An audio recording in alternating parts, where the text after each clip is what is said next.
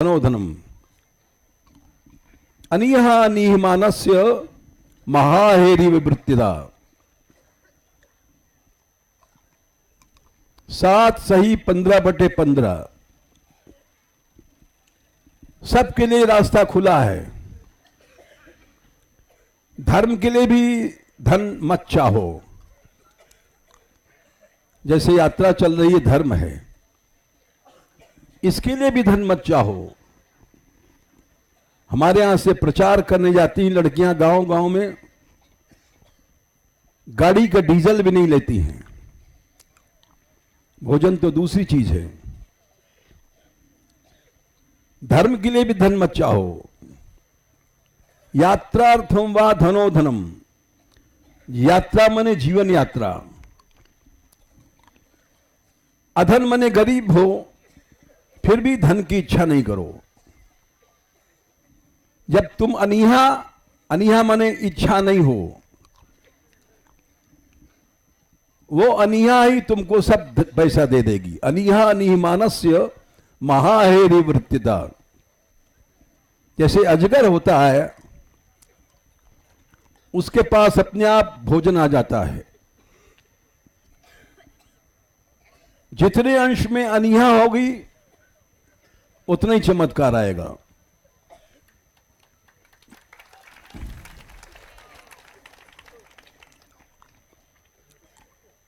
लेकिन ऐसा मन बन जाए तो, हम लोगों का अभ्यास है हर समय पैसा संग्रह, पैसा संग्रह, संग्रह करो। बस ये अभ्यास नहीं मिटता है, जन्म जन्म का अभ्यास है।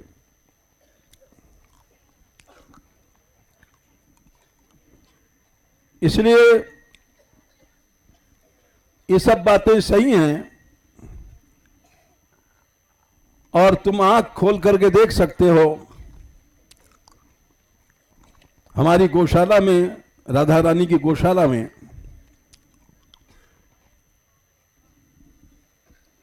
8 लाख रुपए रोज का खर्च है। कई करोड़ रुपए लग जाते हैं एक महीने में, और किसी से आज तक मांगा नहीं गया।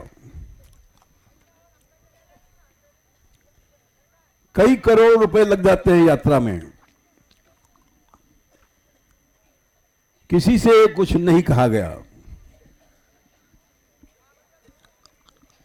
यहां तक कि हमारे यहां जैसे 250 बच्चे छोटे छोटे हैं,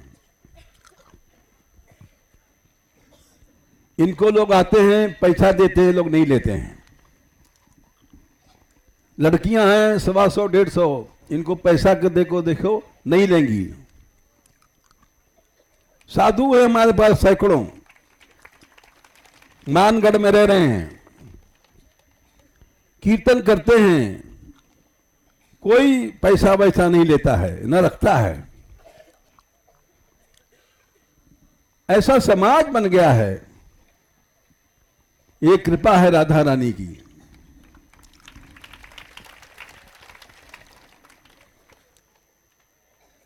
अपराध से बचना चाहिए। अपराध अगर करोगे तो कुछ चमत्कार नहीं होगा। अपराध से अगर नहीं बचोगे तो चाहे तुम अरबपति करोड़पति हो, खाक मिल जाओगे।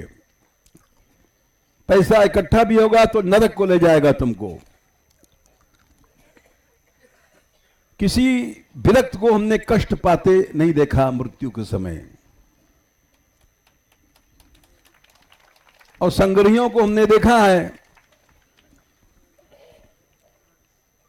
संग्रही को आराम से मरते नहीं देखा हमने। ये भगवान ने भिक्षु गीत में कहा है, प्रायण अर्था कदर्याणाम न सुखाय कदाचन। ये भगवान का उपदेश है एकादश स्कंद में 24वें अध्याय में। उद्धव, पैसा कदर ये माने जो कृपण होते हैं या इच्छा रखते हैं, संग्रह करते हैं, वो उनको सुख नहीं देता है। ईचात्मोपतापाय मृतस्य च नरकस्य च, जीवन भर भी ताप देता है। इकट्ठा ऐसे नहीं होता है, बड़े मुश्किल से इकट्ठा होता है पैसा। बैंक में रखो, उसका ब्याज का हिसाब लगाओ। पैसा एक संताप है, और मरने के बाद निश्चय नरक होता है, भगवान के वाक्य हैं। तो इसलिए ऐसा, लेकिन मन बनना कठिन है। यहां सब बच्चों का आराम से बन गया है। क्यों कि ऐसा वातावरण है हमारे यहां कि बनना पड़ता है। बिना संग के कोई मनुष्य ऐसा नहीं बनता। अपराध से बचना पड़ेगा, नहीं तो आयु श्रियम यशो धर्मम, ये भागवत में लिखा है, लोकान आशीष एव च हंति श्रेयांसि सर्वाणि पुंसो महदतिक्रमः। आयु उम्र घट जाती है, अवश्य घटती है। जो महदापराध करता है उसकी आयु घट जाती है, श्री घट जाती है, यश घट जाता है, धर्म घट जाता है, लोकान संसार के पदार्थ रुक जाते हैं, आशीष सांसारिक कामनाएं भी रुक जाती हैं। हंत श्रेयांसि सर्वाणि पुंसो महदतिक्रमः। महत्पुरुषों का अतिक्रम अपराध जब करता है तो ये सब चीजें घट जाती हैं, और नहीं करता है तो ये सब चीजें बढ़ जाती हैं। देखो, ये भी एक चमत्कार की बात सुना रहे हैं। पिछले साल मदन मोहन जी बुहारी लगाते थे, झाड़ू, बुहारी माने झाड़ू, और गाते थे, महल राधिका का बुहारा करेंगे। ये गीत गाते थे, और मान मंदिर की सीढ़ियां झाड़ रहे थे, उसी समय उनकी मृत्यु हो गई। ये पिछले साल हम सुना चुके हैं। पद गाते थे, गाते गाते हमारे आंसू आ जाते थे। तो लड़कियों ने कहा, ऐसा क्यों गाते हैं बाबा? तो हमने बंद कर दिया उस पद को गाना। इन्होंने जाने क्या सोचा, इनको अच्छा नहीं लगता था हमारा वो गाना, क्योंकि उसके गाने के बाद हमको आंसू आ जाते थे। दूसरा उदाहरण सखी शरण जी थे। सबने देखा है ये घटना। बड़े अच्छे संत थे, जीवन भर पैसा नहीं रखा, बड़े सदाचारी, कुत्तों को भी कुत्ते जी कहते थे, ब्रजवासियों में इतना भाव था। लड़कियां इतनी सेवा करती थी उनकी कि अब क्या कहें। उनको हमने कहा कि इलाज करा लो भाई, तो हमारी आज्ञा के कारण वो इलाज कराने चले गए अस्पताल में। और अचानक एक दिन रात को 11 बजे हमको उनकी याद आई। हमने कहा सखी शरण नहीं आए? तो लोगों ने कहा नहीं। अरे हमने कहा उनको बुलाओ बुलाओ। तो फोन किया, गाड़ी से आए, गहवर वन में जैसे आए, किसी लड़की ने जाकर कहा कि बाबा गहवर वन आ गया। कीर्तन सुनते सुनते उन्होंने शरीर छोड़ दिया।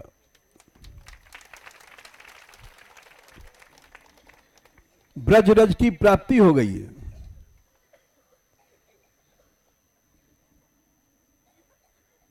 तो इसलिए भगवान ने कहा है, पैसे का संग्रह करोगे,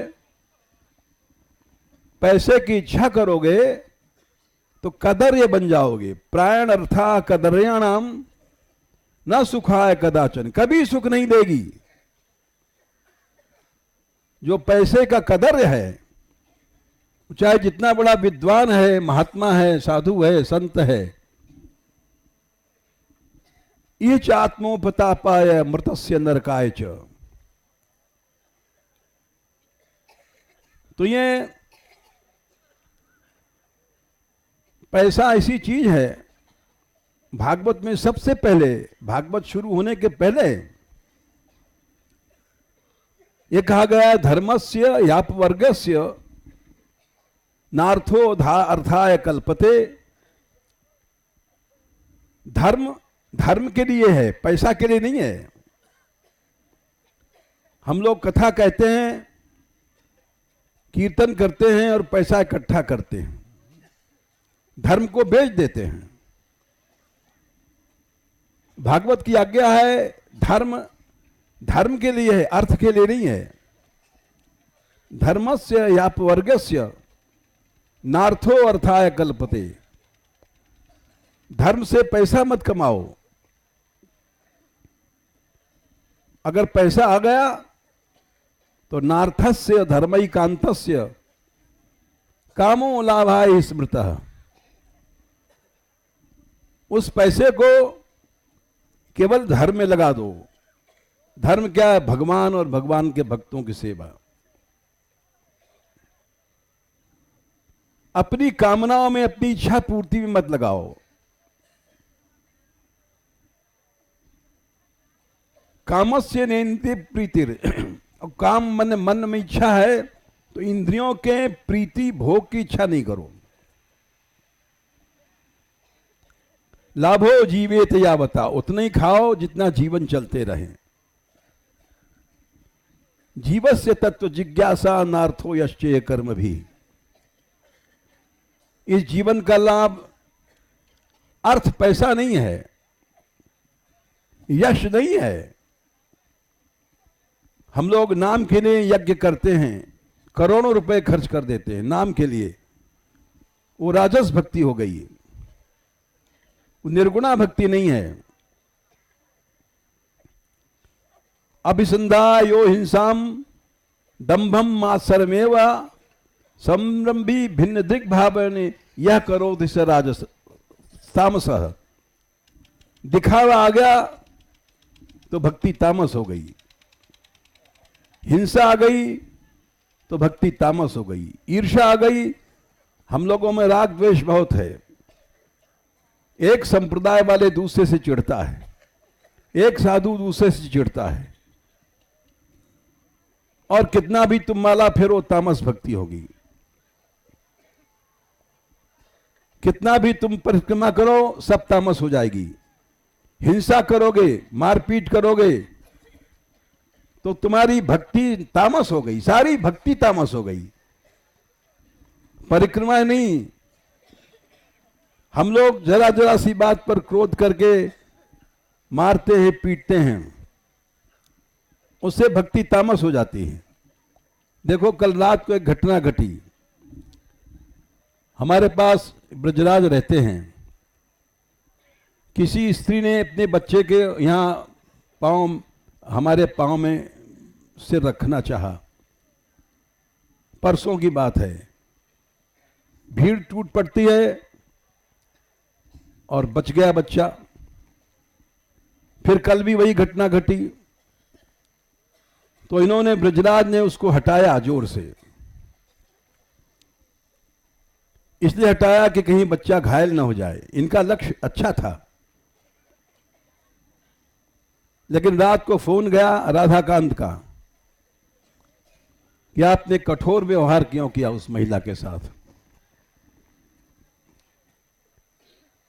ये कल की घटना है और इनको थोड़ा सा दुख हुआ। इन्होंने एक शब्द कहा कि लोकल आदमियों के कारण आप हमको हटा देंगे। ये शब्द गलत निकला इनका। लोकल लोकल की बात नहीं है, ब्रजवासी हैं, हम इनका सम्मान करते हैं। इसलिए नहीं कि लोकल हैं, हमारे पास रहने वाले हैं, हम सम्मान करते हैं। इन ब्रजवासियों के कारण ये सब यात्रा चल रही है।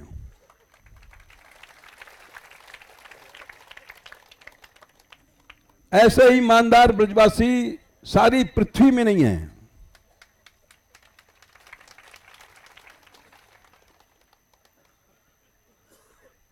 बारह महीने रस मंदिर में लोग आते हैं, हजारों लोग रोज भजन करते हैं। 250 लड़के, 150 लड़कियां, 500-700 तो रोज हमारे यहां के व्यक्ति भोजन करते हैं। आने जाने वाले सब हजारों आदमी भोजन करते हैं। कौन सा पैसा वाला है जो 1000 आदमी रोज भोजन करेगा? बताओ, कोई है? हमारे यहां ऐसे ब्रजवासी हैं जो निःशुल्क भोजन कराते हैं और वही लोग निःशुल्क यात्रा चलाते हैं।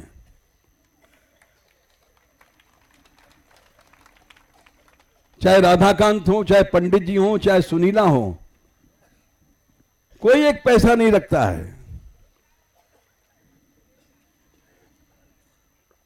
ऐसे ब्रजवासी सच्चे ईमानदार, इसलिए हम सम्मान करते हैं, पक्ष नहीं करते हम। इनका कहना सही था, किसी के साथ कठोर व्यवहार मत करो। भक्ति के आवेश में कोई अपने बच्चे को सिर ला रही है जबरदस्ती भीड़ में, तो उसको युक्ति और हो सकती है हटाने की। हमें रोक दो, आप आगे मत जाइए। हम कभी बुरा नहीं मानेंगे, हम बड़े प्रसन्न होंगे। अनेक युक्तियां हैं, कठोर व्यवहार मत करो। हमने इसलिए कहा सबके बीच में कठोर व्यवहार जो भी करता है वो गलत है। कठोर व्यवहार करने से अपराध होता है। ये हम इसलिए कह रहे हैं कि हम कठोर व्यवहार का समर्थन नहीं करते हैं, चाहे हमारे पास का हो चाहे दूर का हो।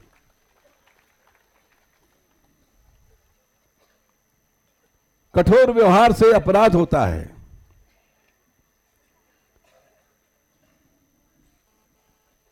और उस अपराध से दरिद्रता आती है, लक्ष्मी चली जाती है। पैसा आता भी है तो पैसा नाश कर देता है, बुद्धि का नाश करता है। अब सुनो तुम लक्ष्मी की कथा। भागवत में है, 6वें स्कंद में पढ़ सकते हो। इंद्र बैठे थे सिंहासन पर,